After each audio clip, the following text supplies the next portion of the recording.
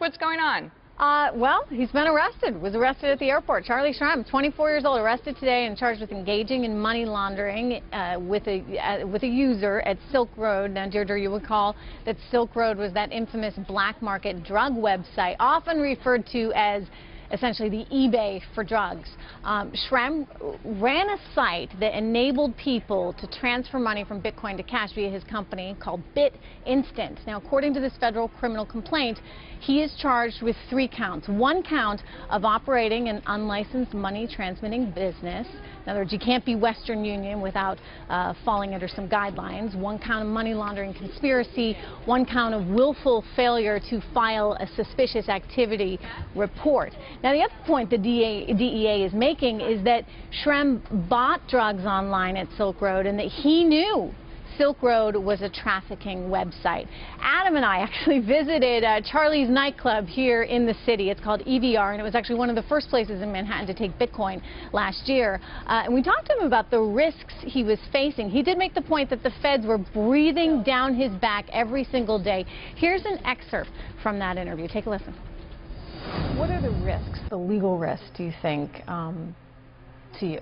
Well, if you asked me last week, I'd tell you that the legal risk is that simply we don't know what Bitcoin is. We don't know what the government says about it. We don't know what the government thinks about it. We don't know how they're going to treat it. We don't know anything.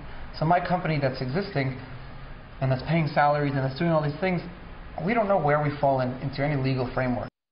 Well, the feds certainly seem to be making a statement now, or at least trying to here. I think one of the big questions is just what's going to happen over the next several months, Deirdre. In other words, how does this currency ever really become legit if, you know, the federal government really seems to fundamentally, and they do, have a problem with it? And we know the Winklevoss twins, who obviously were featured in the movie about Facebook, they're actually investors in Shrem's company.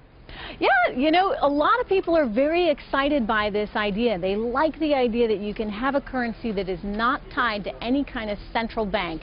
Sort of philosophically, it's exciting. It makes sense. You know, people are saying this could be the new gold. You have all this coin that's needs to be mined all over the internet, but at the same time, I mean, think about it. If you're in the federal government, you don't like the idea that people could effectively use another form of cash to buy things that they shouldn't be buying online. Now, Charlie has told me and would tell you, Charlie Shrem, that in fact it's not completely anonymous. In other words, the feds can track you down, and in this particular case they seem to have tracked him down, but it makes it certainly much more difficult, and that lends concern to a lot of different things. For example, terrorist financing. It makes it more challenging for the feds to track money.